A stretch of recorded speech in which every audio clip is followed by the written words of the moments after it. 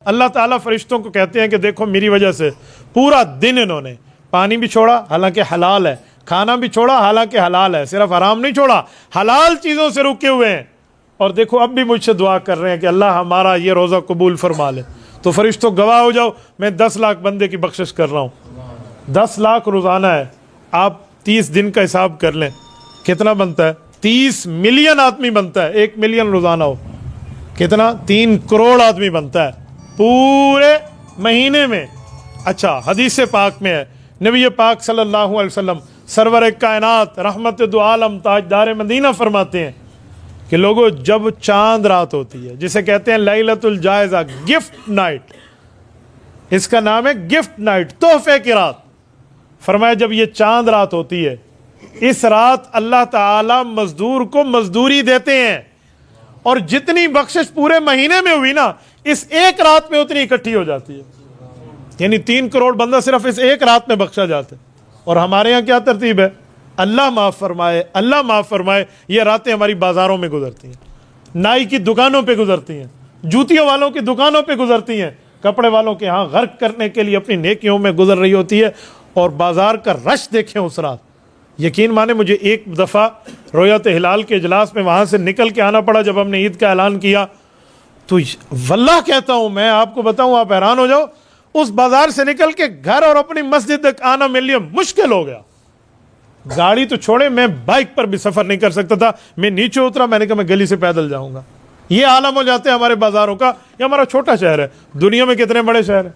आप बताएं, इस रात में तो गिफ्ट नाइट है, ये रात हमें अल्लाह की तरफ से तोहफा मिलने की रात है, और हम इसको बाजार में गर्क कर रहे होते। तो क्या कीमती बना हमारा रमजान। मेरे एक दोस्त हैं, वो हेयर ड्रेसर है, जुल्फ तराश, बालों को काटते हैं।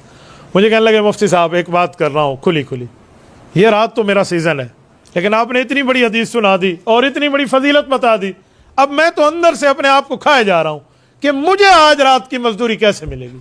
मैंने कहा भाई आपका कारोबार है, तो मैं आपको एक बात कहता हूँ, आप इस रात में कोई वाशरूम वगैरह के लिए कोई वक्फा तो करते होंगे, कोई चाय वाय के लिए? कहते हैं हाँ करते हैं। मैंने कहा एक वक्फा 2, 4, 5, 10 नफल पढ़ने के लिए भी कर लें।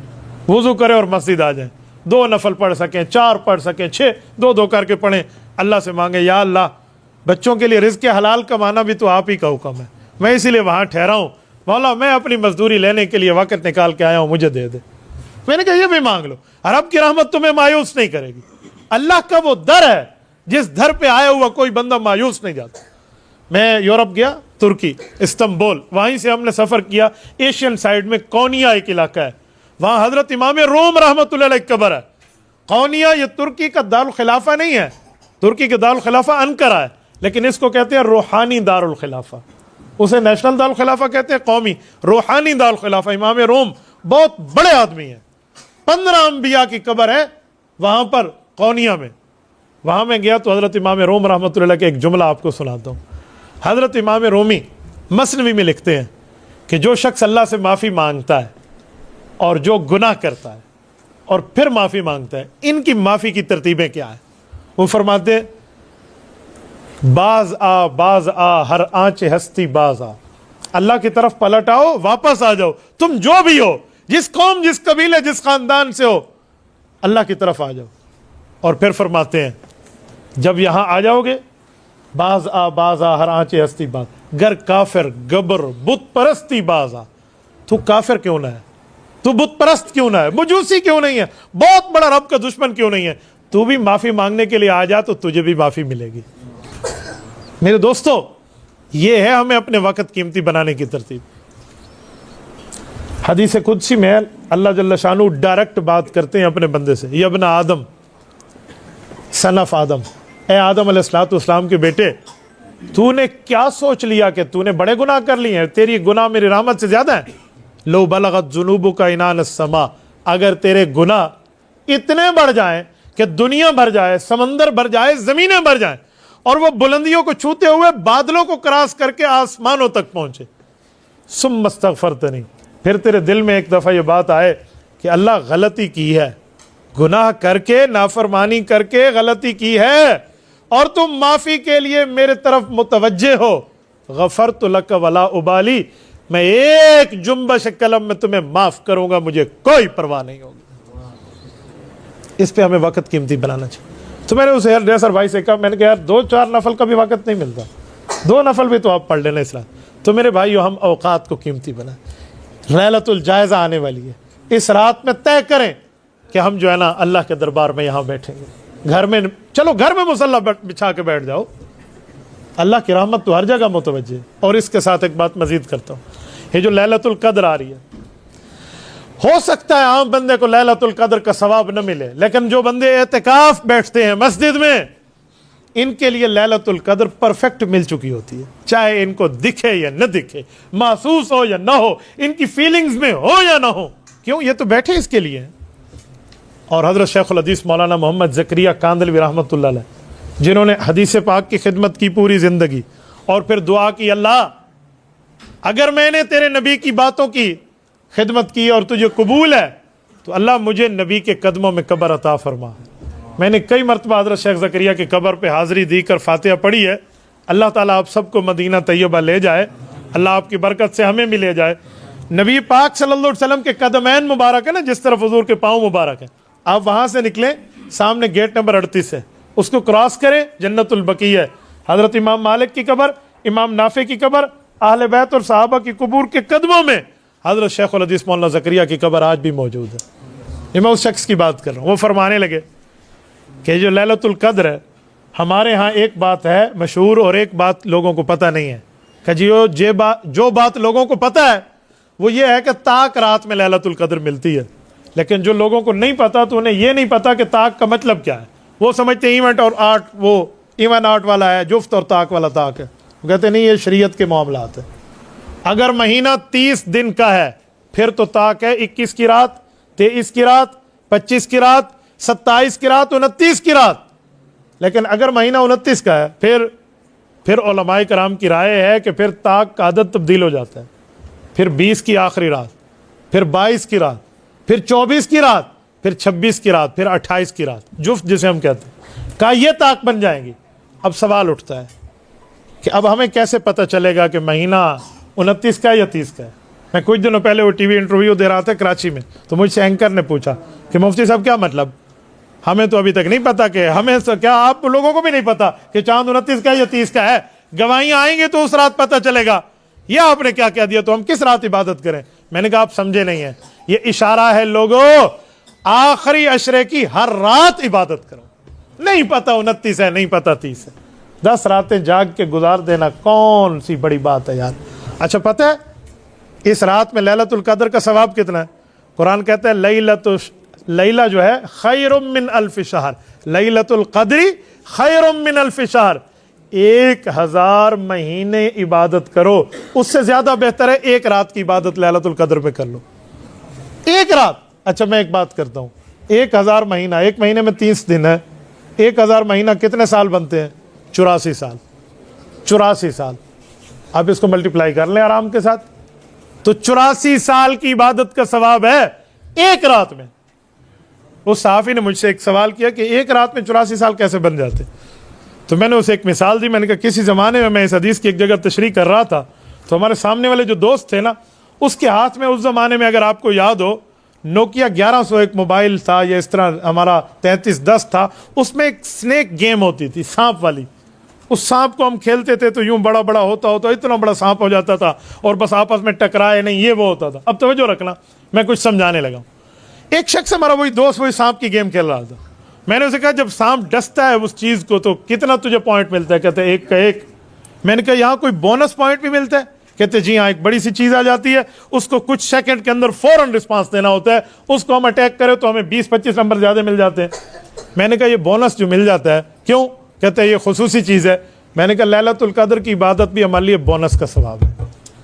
तो उसे बहुत अच्छी तरह समझ आया कि यार आप कहना क्या चाहते हैं। तो हमें इस रात में भी इबादत करनी चाहिए, ये अपने वक़्त को कीमती बनाना चाहिए। एक रात में 1000 महीने की इबादत का सवाब मिल जाए। अच्छा मेरे दोस्तों, मैं रमज़ान के हवाले से एक जुमला और कहता हूँ। नबी पाक सल्लल्लाहु अलैहि वसल्लम ने फरमाया कि अल्लाह ताला पहले अशरे में रहमत बरसाते हैं, दूसरे अशरे में मगफिरत देते हैं, तीसरे अशरे में जहन्नम के रजिस्टर से नाम लिखे हुए को डिलीट फरमा देते हैं। क्या हम अल्लाह ताला से नहीं मांग सकते? क्या हमारे लिए अल्लाह ताला से मांगने का वक्त ही नहीं है?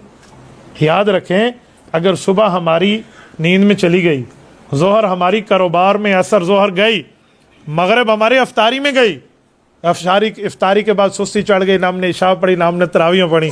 मुझे बताएं फिर क्या बचा, क्या हमने इबादत की? ये तो बदकिस्मती की बात है।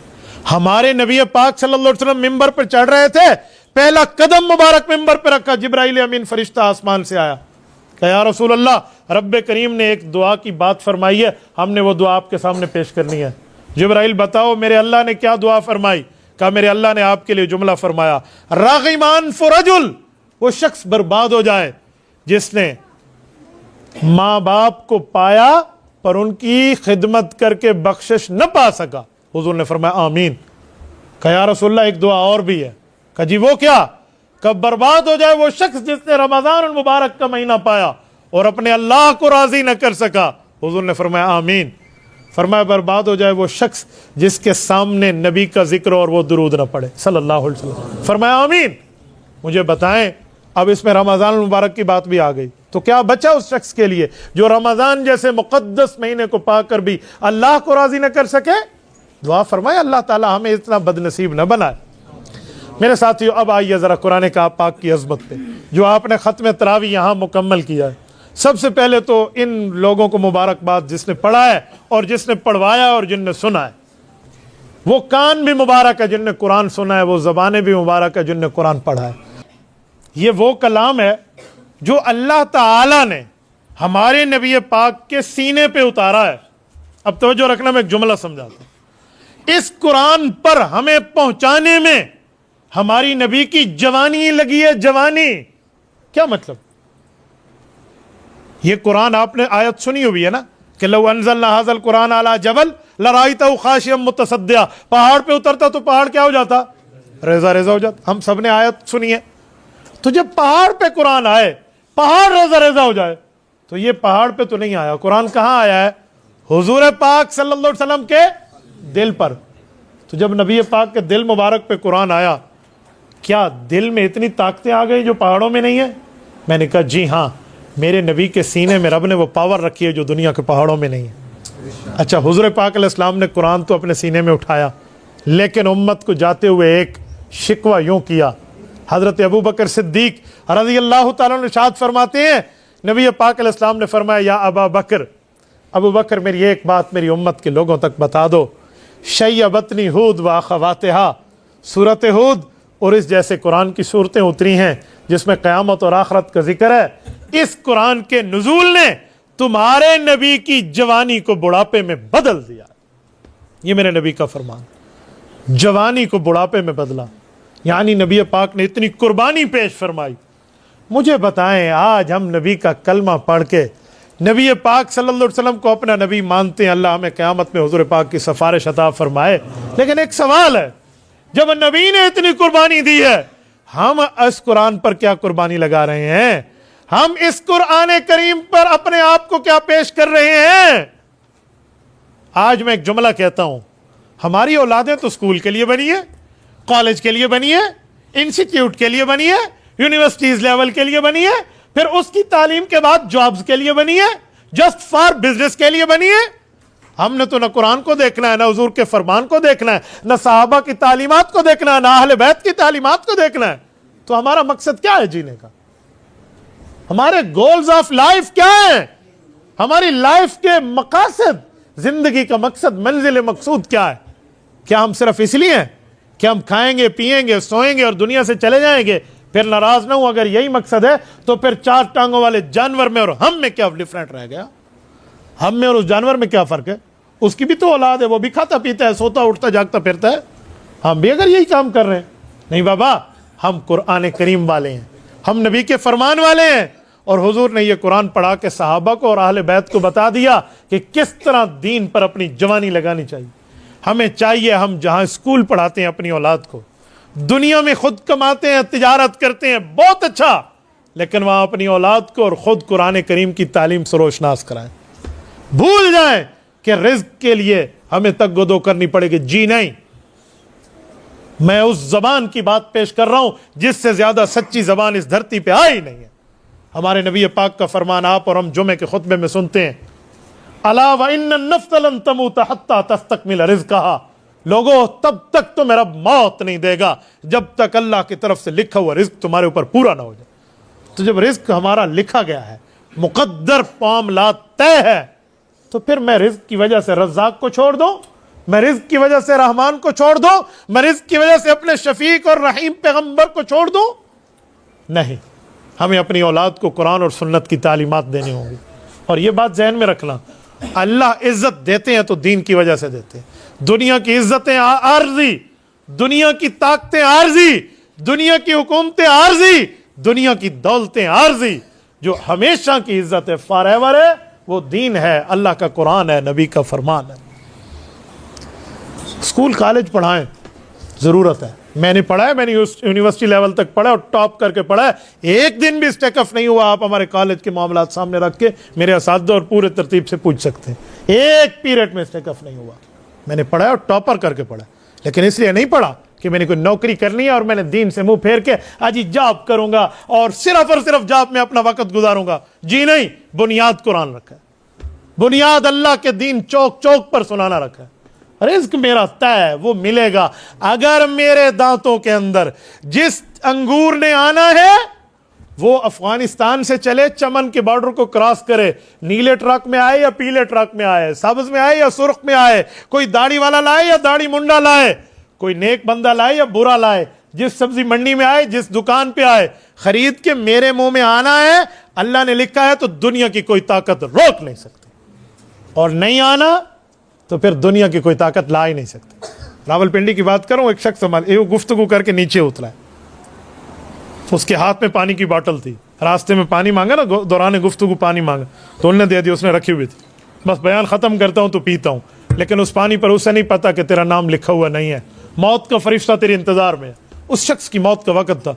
तकरीर करके जैसे कुर्सी पे बैठा, यूं ढक्कन खोलने लगा पानी की बोतल का, तो उस दौरान वो फौत हो गया, उसे अटैक हुआ और फौत हो, पानी वहीं का वहीं रह गया। आप मुझे बताएं, अगर रिज़्क नहीं लिखा हुआ तो कौन लाएगा? ये जो मौत के वक्त आंखें फटी रह जाती हैं, फरिश्ता तीन बातें करता है, मौत का फरिश्ता, वो कहते हैं, बंदे मैंने पूरी कायनात में ढूंढा है, तेरे नाम के जितने खाने के गंदम के गोया दाने थे ना, जितने नाम तेरे लिखे होते सारे खत्म हो गए, तेरे नाम पे और कोई दाना नहीं है। और जितने पानी के कतरे थे, 7 समंदर है रब के, लेकिन तेरे नाम के पानी का कतरा खत्म, अब तेरे नाम पे पानी नहीं है, कोई नहीं बचा। और जितनी सांसें तूने लेनी थी, बस चंद सांसें रह गई, अब अपना इंतजार कर, मैं तेरी रूह खींचने लगा हूं। बंदे की आंखें फटी रह जाती हैं और इंसान की रूह निकल जाती है। तो भाइयों, कुछ आखरत के लिए भी हम रखें, आखरत के लिए भी रखें, औलाद के लिए कुरान करीम की तालीम का बंदोबस्त करें। आखरत की कोई नीड नहीं है। क्या हमारे लिए जन्नत और दोज़ख के मामलात हमारे सामने मौजूद नहीं है? अल्लाह महफूज फरमाए, तो हम अपनी औलाद को क्यों नहीं पढ़ाते? सबसे बड़ा सदका कुरान करीम पढ़ाने का है, ये क्यों अपनी औलाद को नहीं देते? क्या इसलिए कि कुरान पढ़ गया तो नऊज़ुबिल्लाह भूखा मरेगा? ये किसने कहा? ये किसने कहा मुझे बताएं। मैं ये समझता हूं कि कुरान पढ़ गया उसे इज्जत का रिज़्क मिलेगा। मैं एक अच्छी जगह पे बैठा हूं, आपने यहां तिलावत की है, मैं झूठ बोलूं अल्लाह मदद खींचे, मैं एक दिन में 3-3, 4-4 जगह लोगों से माजरत करता हूं कि मैं दावत आपके यहाँ नहीं खा सकता, मुझे वहां जगह जाना है। एक दिन में 3-3 दावतें ठुकराऊं और माजरत करूं, बाबा बाद में बात करेंगे, बाद में करेंगे। अब रोज कोई ना कोई मुझे बुला लेते हैं अफ्तारी पे, तो अब अफ्तारियां तो मेरी पूरी थी, बुक हो गई, तो मैंने कहा भाई अब तो सहरी बची, अब मैं क्या करूं तुम्हारे पास आने का? तो ये आलम तो दीन की वजह से है, को मेरे मुंह पे बुलबुल तो नहीं बैठी, ये अल्लाह के कुरान की वजह से है। तो हम अपनी औलाद को कुरान क्यों नहीं पढ़ाते? अपनी औलाद को दीन क्यों नहीं पढ़ाते? मैं एक बात समझाने के लिए कहता हूं, पढ़ाएं स्कूल कॉलेज, वो हमारी ज़रूरत है, लेकिन वो दुनिया की है जो आखरत की ज़रूरत है। एक मिसाल देने लगा तो जो मसलन कोई बंदा नया घर बनाए, तो वो क्या कहते हैं कि किसी प्रोफेसर और डॉक्टर को बुलाएं, किसी वकील और जज को बुलाएं, वो यहाँ कदम रखेगा, घर में बरकत आएगी, या कहते हैं हाफिज साहब को बुलाएं? बताओ ना।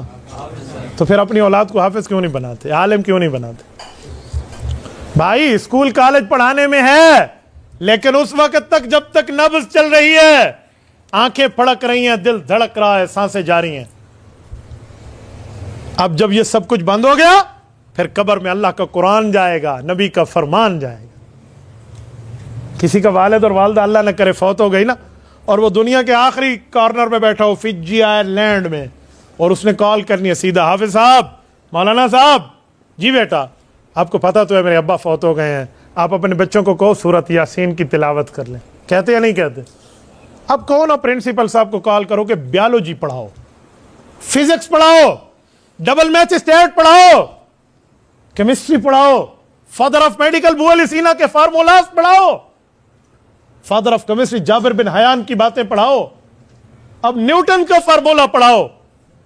कहो ना। सारे बंदे मानते हैं कि अब उस तालीम ने आखिरत में फायदा नहीं देना, जिस तालीम ने फायदा देना है वो अल्लाह का कुरान है, नबी का फरमान है। तो फिर जब हम ये बात मानते हैं, हमारा यकीन है, हमारा ईमान है, हमारा मानना है, तो फिर हम अपनी औलाद को क्यों नहीं पढ़ाते? किस बुनियाद पे नहीं पढ़ाते?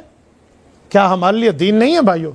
तो ये चंद बातें करने के लिए मैंने सिर्फ आपकी गैरत पे दस्तक दिया है, नॉकिंग की है आपकी गैरत की डोर पर, और ये बात समझाने के लिए कि हमें फिक्रमंद होना चाहिए, हमें इस पर संजीदगी से गौर करना चाहिए ताकि हमारी दुनिया भी बेहतर बने, आखिरत बेहतर बने। जब हम नमाज खत्म करके सलाम फेर रहे होते हैं तो दुआ क्या है? रब्बना आतिना, आगे वफिल आखिरत हसना, अल्लाह दुनिया भी अच्छी कर दे, आखिरत भी अच्छी कर दे, आगे वकीना अज़ाबन नार, ए अल्लाह हमें ब्लेजिंग फायर, जहन्नम की भड़कती आग से महफूज फरमा ले। अल्लाह सबको महफूज फरमाए, लेकिन दुनिया की बेहतरी के लिए तो सारे काम हम करते हैं, आखिरत की बेहतरी के लिए हम क्या करेंगे? आखिरत की बेहतरी के लिए मामलात क्या होंगे? इसलिए तय करें, अगर कोई कारोबारी है तो नमाज नहीं छोड़ेंगे, चाहे हमें डोर क्लोज करना पड़े, हम अपनी शॉप का कर जाएंगे पर अल्लाह को नाराज नहीं करेंगे। और इसी तरह कोई बंदा जॉब में बैठा है तो नौकरी बाद में है, रिज़्क अल्लाह के हाथ में है, दीन को नहीं छोड़ेंगे। तो ये बंदा अपनी ज़िंदगी में तय कर लो तो बहुत आसान है फिर दीन पे अमल करना, फिर किसी किस्म का कोई मुश्किल नहीं है। परसों एक शख्स ने मुझे कहा अल्लाह तो 70 माओं से ज़्यादा प्यार कर रहा है, तो फिर अल्लाह हमें आग में क्यों जलाता है, जहन्नम में? मैंने उसे कहा दिमाग सिर्फ सवाल करने के लिए रखा है, जवाब तलाश करने के लिए तेरा दिमाग नहीं है। कहते क्या मतलब? मुझे तो बड़े बड़ों से सवाल के मुझे जवाब नहीं मिला। मैंने कहा अल्लाह आग में इसीलिए डालता है कि तुम आग वाले से यारी लगाते हो, शैतान आग से बना है ना, भाल नल यारी लगी थी चासी चा, तो बर्फ वाले के साथ यारी लगाता तो बर्फ वाला मामला बनता, तूने आग वाले से यारी लगाई तो आग मिली। अगर जी एक कोई जवाब है मक्का जी, एक कोई सवाल है, तो जैसी आप बात करेंगे वैसे ही आंसर होगा ना। तो एतराज करने के लिए दिमाग मौजूद है, शरीयत मानने के लिए दिमाग मौजूद नहीं। वो एक शख्स ने बड़ी अजीब मिसाल दी, उसने कहा आज हम दीन पे लड़ते हैं, दीन पे अमल नहीं करते। कहा जी वो कैसे? कहा एक इमाम साहब थे, उन्होंने अजान दी मस्जिद में, अल्लाह अकबर, अजान पूरी हो गई, ला इलाहा इल्लल्लाह तक, एक बंदा भी मुक्तदी नमाज पढ़ने नहीं आया मोहल्ले में। तो इमाम साहब ने कहा अच्छा, शायद लोगों ने अजान नहीं सुनी होगी, हो सकता है स्पीकर खराब हो।